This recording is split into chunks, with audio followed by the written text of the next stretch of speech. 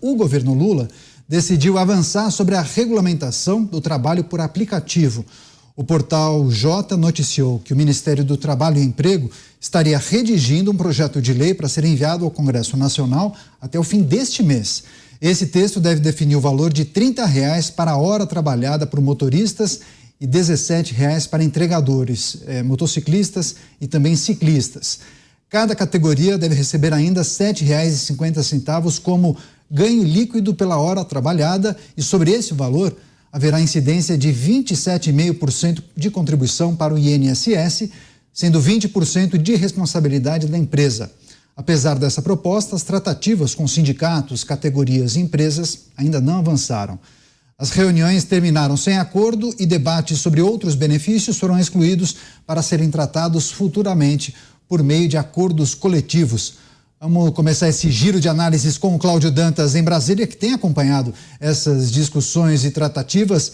Dantas, como avalia esse texto que está sendo desenvolvido pelo Ministério do Trabalho? Muito provavelmente será apresentado, deve haver ali uma apresentação formal, discussão, inclusive com imprensa, possivelmente no Congresso também audiências públicas. É um projeto que não é unanimidade entre trabalhadores. Várias associações que reúnem motoristas e motociclistas são contrários a essa proposta, ou a essa ideia. A ideia é arrecadar mais. Pode ver aí a tarifa e a taxa, né, o índice do imposto que será cobrado, 27,5% de INSS. É disso que se trata. Esse discurso de proteção ao trabalhador, ele serve apenas para esconder o real interesse do governo, que é arrecadar mais. A gente sabe da necessidade do governo arrecadar mais, abriu-se um buraco enorme aí de 170 bilhões, que precisa ser coberto de alguma maneira e estão, vamos dizer assim, raspando o tacho, tentando de várias formas, em diversas frentes. Algumas frentes se justificam, outras não. Por exemplo, essa história de aplicativo, né, de trabalho por aplicativo, isso tem a ver com uma realidade que se impõe, uma realidade tecnológica de prestação de serviço e de um tipo de regime de trabalho ou de mercado de trabalho muito dinâmico, muito móvel. Essa tentativa de se estabelecer, de se forçar, como a gente viu dias atrás, a Justiça do Trabalho determinando, inclusive, uma multa de R$1 bilhão para Uber, né, e que todos os trabalhadores sejam fichados na carteira, isso é um contrassenso absurdo. Por quê? Nem os trabalhadores querem isso.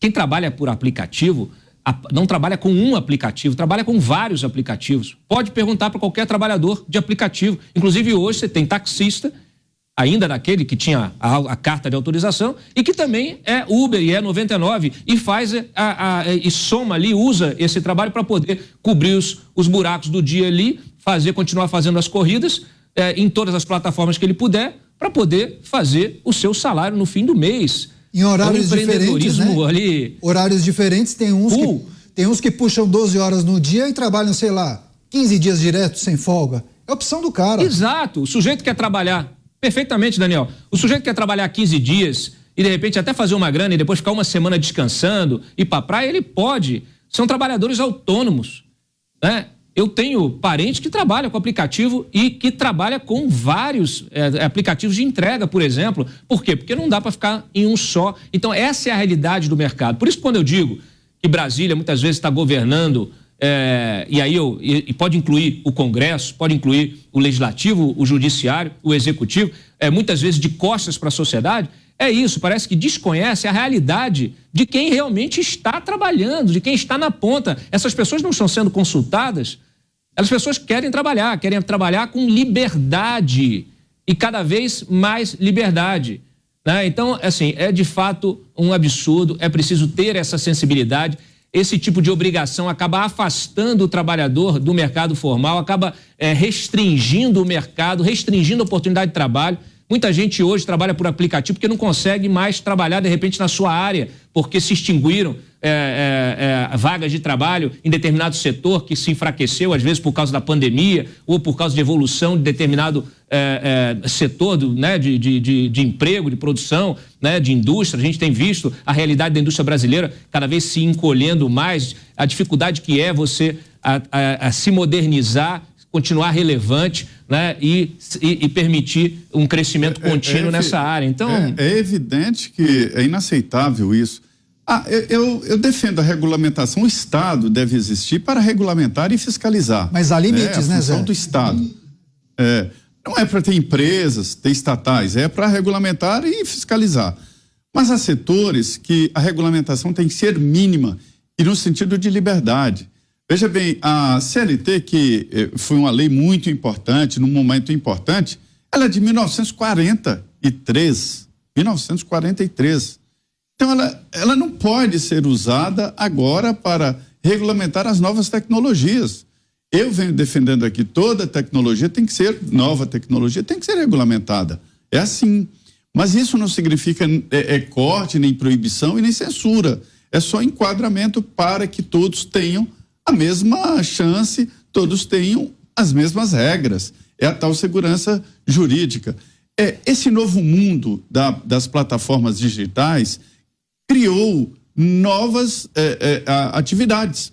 Me dizem aqui, inclusive, que a profissão do futuro, ou as profissões do futuro, ou 70% das profissões do futuro ainda não existem, para se ter uma ideia.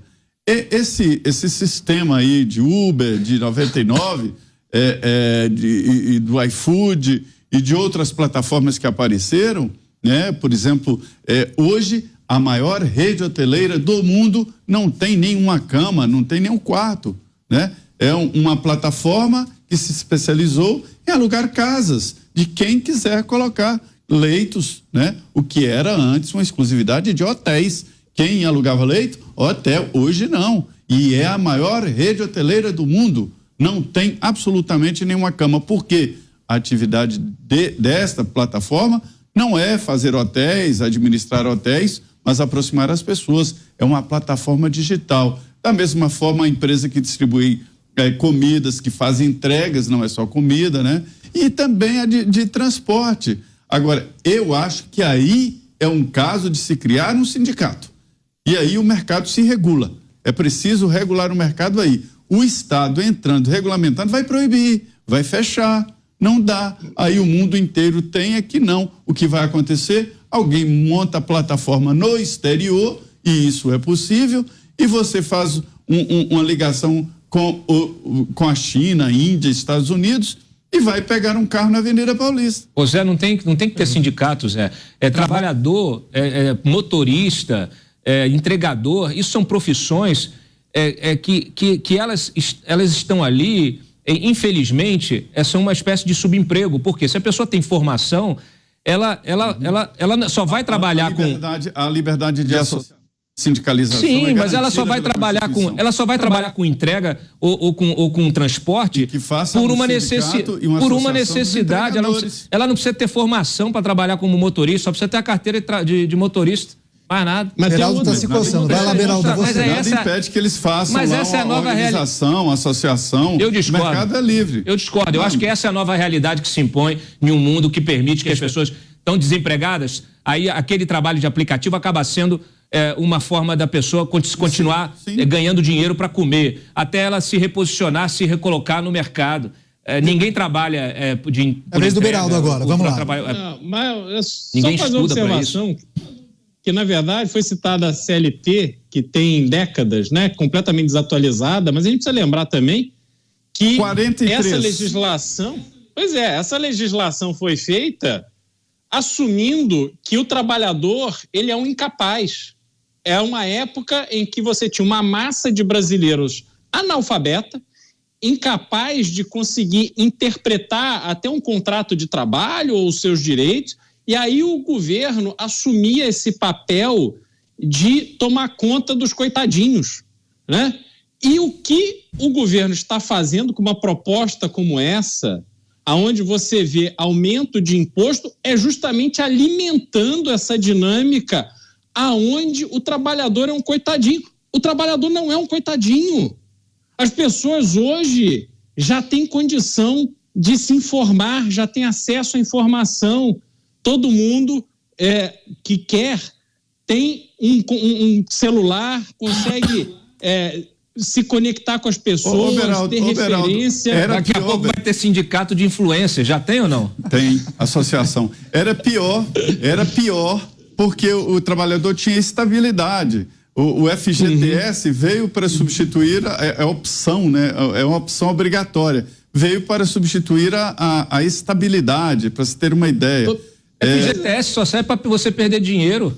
Não, que é uma loucura. As pessoas têm que ter educação financeira para reservar o seu dinheiro e aplicar. Exatamente, depois chama custo. Imagina, nós passamos a vida inteira reclamando do governo, dizendo que o governo, seja qual for o governo, é corrupto, incompetente, não importa lado do espectro político.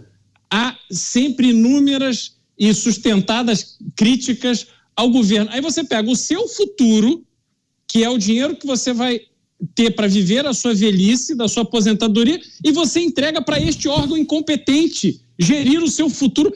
Não faz nenhum sentido isso. As pessoas precisam ter, como disse o Dantas, educação financeira, entender que cabe a você trabalhar hoje com a preocupação do seu futuro, da sua velhice. Você precisa fazer este planejamento, porque se você acha que quando você estiver na fase da sua vida onde você será menos produtivo e mais demandará de estruturas de saúde, hospitais, etc., que o governo vai tomar conta de você com uma merreca de uma aposentadoria que se paga para as pessoas que passaram 30 anos recolhendo FGTS, INSS, etc., você vai ter uma frustração muito grande na sua vida. E aí não cabe mais retorno, porque quando você chega na terceira idade, na sua idade de aposentadoria, e percebe que caiu numa cilada, não há mais o que fazer. E outra coisa, quem está dirigindo Uber, quem está se virando, não é que está ali, muita gente não está ali para tapar um buraco enquanto não consegue um emprego de CLT. Já é uma realidade permanente. Essas pessoas não terão mais o emprego CLT e elas precisam ter a consciência de que o planejamento agora do futuro cabe a elas. Elas precisam ir atrás de um plano de previdência, elas precisam ir atrás de um planejamento, de uma programação. Por menor que seja, é possível fazer. As pessoas precisam ter consciência disso. E aí vem a educação financeira que o Dantas falou. Olha aqui, estendendo justamente esse entendimento à questão que a gente estava debatendo dias atrás, da contribuição obrigatória. Isso só gera informalidade. Isso só gera informalidade. O sujeito está ali com a carteira assinada, o outro pagando a carteira. Ninguém quer pagar dinheiro para um sindicato que não vai fazer nada. Não vai fazer nada. Isso é um absurdo. Tem que parar com isso. As pessoas têm que atualizar, fazer o. Mas não tem essa obrigação. Tem que fazer o download tem que fazer o download, tem que se atualizar lá na loja de aplicativo. Mas não tem obrigação para entender o mercado. O mercado mudou, o mercado é outro. Não tem obrigação de fazer a sindicalização. A consolidação das leis trabalhistas, ela veio para modernizar. Mas podia ter opção, né, Zé? Mas podia ter opção. A pessoa poderia escolher se ela quer ou não, né? Mas é assim, você assina a opção, mas ninguém te contrata se você não assinar a opção. Não, exatamente, mas estou falando para a pessoa... É uma opção pela CLT, se mas a lei vier a ser aprovada, se não cai na estabilidade, ninguém vai contratar, né? É incrível isso. Agora, a Previdência Social, no Brasil, ela não é de contribuição, ela é social, porque o governo entra com um pedaço. Então, assim, quando você é contratado pela CLT, necessariamente, obrigatoriamente, você vai fazer a contribuição para o INSS. E essa contribuição tem um teto. Então, nós, da iniciativa privada, pagamos até 10 salários mínimos, que é o teto. É o teto de contribuição e o teto lá na frente da aposentadoria. Se você quiser uma aposentadoria superior, você vai ter que contratar outro seguro. O INSS é um seguro social.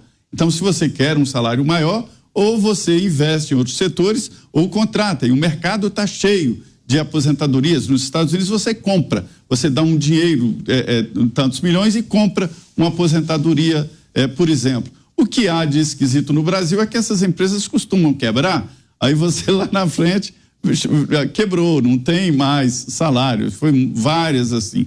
Então, assim, essa é uma relação que precisa ser modificada. Eu vou te falar uma coisa, isso é um tabu. Você mexer isso no Congresso Nacional é seu nome imposto para todo lado, seu assim dos deputados. Então, ninguém tem a coragem de rediscutir isso. É preciso rediscutir. As relações mudaram, o trabalho em casa, você está em Portugal, existem comentaristas que rodam o mundo trabalhando. Não precisa mais estar na TV, não, Beraldo? É isso aí. Agora, tem uma outra questão nesse ponto da aposentadoria, antes de passar a palavra para o Mota. Isso. A gente precisa lembrar que no Brasil as pessoas almejam, o sonho de boa parte da população brasileira é fazer concurso público, é ser funcionário público, acreditando que ao ser funcionário público ou funcionário de empresa pública, você vai ter uma aposentadoria complementar, um fundo de pensão que vai cuidar de você. Só que tivemos... Não, em alguns casos integral mesmo, nem precisa do fundo de pensão. Houve uma mudança, mas integral, Beraldo. É a inveja de todo mundo quando vê um funcionário público se aposentando com salários altíssimos aqui. Eu não é impressionante. Não, eu também não. Mas a aposentadoria... O que você teve agora, Zé, num passado recente do Brasil, esses fundos de pensão sendo assaltados à vista de todo mundo. E agora o que acontece é que os pensionistas que passaram a vida contribuindo para poder, na velhice, receber de volta, estão tendo descontado da sua aposentadoria um valor mensal muito significativo para cobrir o rombo do roubo. E cadê os ladrões? Cadê os responsáveis por saquearem a aposentadoria desses aposentados? Quer dizer, e aí o Congresso não faz nada? Fica cheio de dedos para falar em mudança nas leis trabalhistas, INSS, etc. Mas diante desse escândalo absurdo, silenciam. Pois é, estou curioso para escutar o que o Mota tem a dizer. Mota, o Estado precisa interferir em tudo? Não precisa. O povo brasileiro agradece muito essa bondade excessiva, essa bondade exuberante do Estado. Eu fiquei até curioso de onde tiraram esse valor aí de R$30 por hora, não é isso? Isso. Me pergunto, por que não botaram logo R$300 por hora? Que injustiça! Esse pessoal não pensa no bem-estar da população. Por que não botaram logo R$1.000 por hora? Ora, porque não é funcionário público. Se fosse funcionário público, seria, viu, Mota? Mas é esse o raciocínio, Zé. Não basta aprovar uma lei e diz aí, ó, R$1.000 por hora, acaba a pobreza no Brasil. Vai todo mundo trabalhar como entregador. Parece uma piada isso que eu estou falando, mas é uma forma de mostrar o absurdo que é um projeto de lei que estabelece um valor para a remuneração de alguém. Eu acho que a gente já pode até dar um nome, mais uma contribuição do Pingos nos Is para o governo brasileiro. Vai ser o pacote do desemprego. É isso que vai ser esse pacote. Os serviços por aplicativo deram oportunidade de trabalho para muita gente que estava desempregada. E aí tem o seguinte, não é um trabalho perfeito, está longe de ser. É uma atividade cansativa, é uma atividade muitas vezes arriscada, é uma atividade incerta, mas é melhor do que nada. É melhor do que chegar no fim do dia e você está com o bolso vazio. E isso, meus amigos, é o que muita gente não entende. Sabe quem não entende isso? Aquelas pessoas que têm uma boa renda, uma vida confortável. Imaginem vocês uma pessoa que vive a seguinte vida. No final do mês, aconteça o que acontecer, o salário entra na conta. Até o dia em que esse salário vira aposentadoria e continua entrando na conta. Já imaginou viver uma vida dessa? Uma pessoa que vive uma vida dessa não tem a menor ideia do que é chegar ali pelo dia 25 e você começar a suar frio, porque os boletos estão ali, precisa fazer supermercado, tem que pagar as pessoas e não tem dinheiro. São essas pessoas que levam essa vida, né? Os burocratas, eles sabem, e aqui eu vou me arriscar a dizer isso, eles sabem do efeito nefasto dessa medida. Eles sabem que essa medida vai ter o efeito contrário ao que eles estão dizendo que vai ter. Mas eles não se importam, porque para quem vive de populismo, para quem vive de assistencialismo, quanto pior, melhor. Pois é, várias pessoas, inclusive, se manifestando. Eu vou passar para o Dantas já, o Gilson. Hoje as pessoas, muitas, têm empregos formais e utilizam o período de folga para trabalhar no Uber. Então também tem esse objetivo. O Uber também acaba ajudando quem tem o emprego CLT e utiliza o fim de semana para tirar uma grana a mais, não é, Dantas? É isso. Esse tipo de trabalho é o chamado bico, o famoso bico. Atualizado, com tecnologia. Nunca foi feito para ser o primeiro emprego de ninguém. Em alguns países é o trabalho meio, né? Você tem ali agora hoje, você tem 1 milhão de motoristas usando a Uber, por exemplo, só a Uber, 1 milhão, fora outros aplicativos. Imagina você interferir no dia a dia dessas pessoas e retirar essa possibilidade de ganho. É um absurdo completo. Aliás, quando a Uber chegou, ela já colocou um enorme desafio para os táxis, né? Porque as taxas eram muito baixas. E aí veio, né, pressão, corporativismo normal, pressão dos sindicatos taxistas. Quem assinava a carteira de taxista? Pois é, exatamente. E aí o que fizeram? Pressionaram, começaram a empurrar uma série de regulamentações que fizeram com que as taxas, essas tarifas aumentassem, ficassem quase o mesmo valor de um táxi. Hoje você não tem quase diferença entre um aplicativo e uma viagem, né, de aplicativo, uma viagem de táxi. Então já perdeu, inclusive, uma coisa que era fantástica para o consumidor, para nós, consumidores, aqueles que não são os motoristas, mas também continua sendo importantíssimo para o motorista. Mas não basta isso. Só a Uber pagou 6 bilhões em impostos no último ano. Isso não basta. É preciso forçar a barra para fazer a empresa deixar o país. É isso que se quer. Por quê? Porque já tem alguns aplicativos, né, sendo desenvolvidos, inclusive, por prefeituras ligadas a alguns partidos. Mas, um parênteses aí. Um parênteses. Já que você falou da prefeitura, a Prefeitura de São Paulo, em parceria com uma empresa de tecnologia, desenvolveu um aplicativo para rivalizar com a Uber e com a 99, Mobzap, no Rio já existe isso, faz tempo. E aí, qual era a promessa? Qual era a promessa? É disso que você se trata, iria galera. aumentar o repasse para os motoristas. Alguém consegue me explicar por que a Uber ainda é líder? Disso que se trata. O pessoal está fazendo lobby para ter aquela, quase como substituição de importações. Vamos impedir, vamos bloquear os estrangeiros, né, que são muito mais competentes que a gente, mas vamos fazer o nosso próprio aplicativo. Não vai dar bug nenhum. Olha, é ridículo, é um debate, infelizmente, viciado, cheio de interesse de lobby por trás e que, infelizmente, o resultado a gente já prevê qual vai ser. Os fluminenses querem falar. Você, Mota? Não, eu queria só... Foi bom você tocar nesse caso, Daniel, porque é um caso curioso que vale a pena mencionar. O Rio de Janeiro já tem esse aplicativo, se eu não me engano chama Táxi Rio, já tem há alguns anos, e deixa eu dizer para vocês, funciona e funciona muito bem.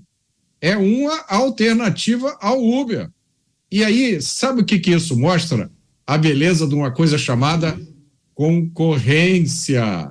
Se você é a única padaria da cidade, você não tem incentivo para fazer um pão bom. Você faz qualquer porcaria porque você é a única padaria da cidade. Esse aplicativo Táxi Rio já faz um tempo que eu não uso, mas até a última vez que eu usei era excelente. Os taxistas se cadastravam e você chamava lá o carro e eles recebiam lá o aviso de corrida, respondia quem quisesse. Vai lá, Beraldo. Deixa eu te falar, só para fazer um comentário sobre esse tema. Olha só, os taxistas que na época que o Uber chegou fizeram um protesto, quebraram carros da Uber, impediam que a Uber entrasse, os carros da Uber entrassem nos aeroportos, fizeram um escarcéu, colocaram em risco, inclusive, pessoas que estavam usando o serviço da Uber. O que os taxistas fizeram? Primeiro partiram para a violência, como eu descrevi. Depois, ao invés dele, através das suas associações, se organizarem, se unirem para que eles encontrassem caminhos para dar a solução que precisavam, não.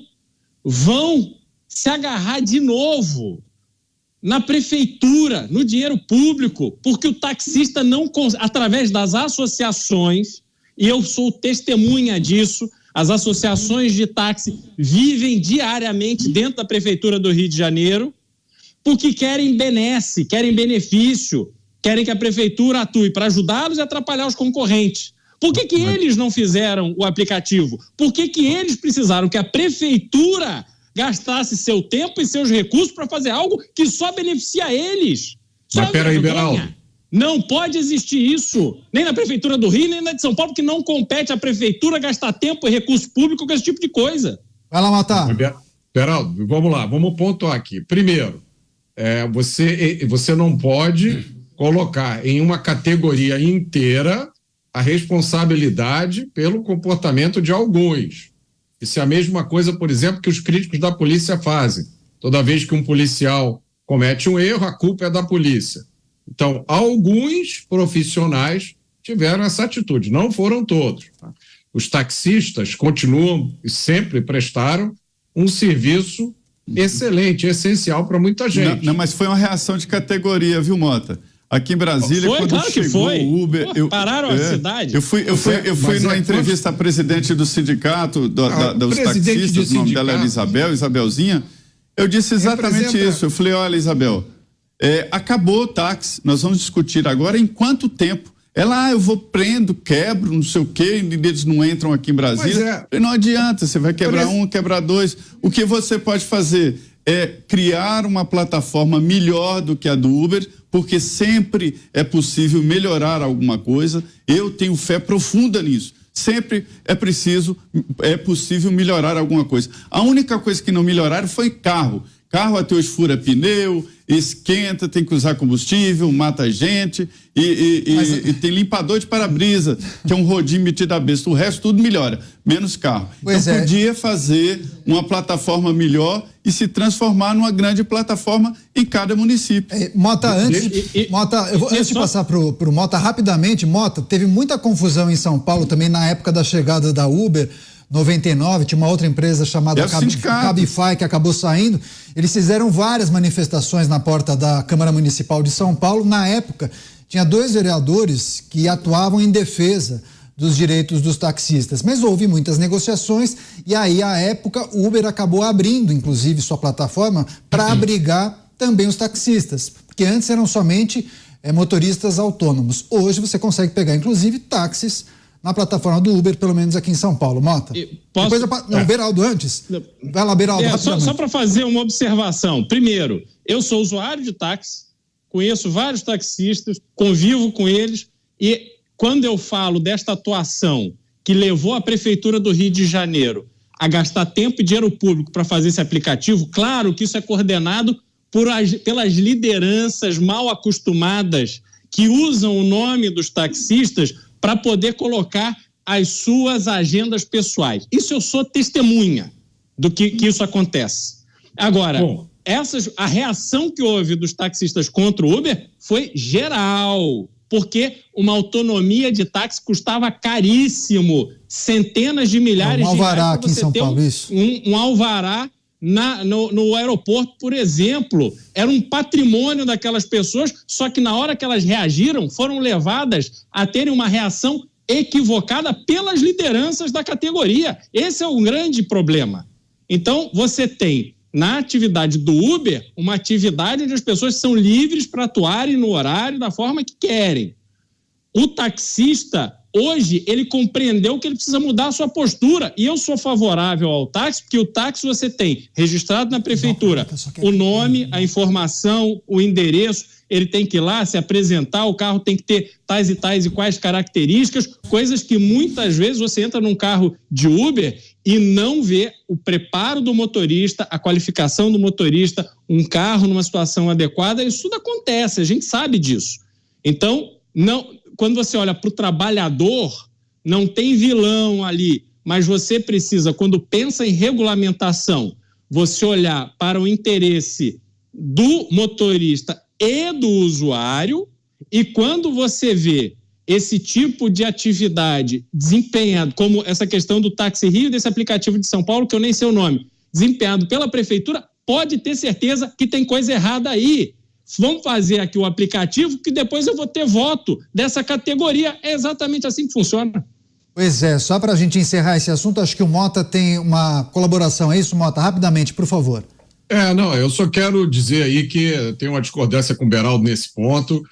quanto à Prefeitura do Rio ou de qualquer outro lugar gastar dinheiro fazendo aplicativo, bom, eu tenho aqui de cabeça umas 10 coisas menos importantes com as quais as prefeituras gastam dinheiro. E eu acho que a grande vantagem do táxi, que o táxi sempre manteve, que continua sendo importante, é que os motoristas de táxi são profissionais da direção. Então, acontece muitas vezes eu pegar o Uber e o Uber não saber o caminho. Você diz, eu quero ir para tal lugar. Aí eles têm um código para dizer que não sabem o caminho, né? Eles dizem assim, o senhor tem algum caminho de preferência? Isso quer dizer o seguinte, eu moro em outro lugar... Mas tem o Waze, Mota. Liga o Waze e vai pelo Waze. Hoje, pega o Waze e vai. Isso acontece frequentemente. Então, eu acho que essa é a grande vantagem do táxi. O Uber é uma tecnologia disruptiva. Ele introduziu competição numa área onde não havia competição. E hoje a beleza é que você pode escolher. Você pode escolher de táxi, você pode escolher de Uber.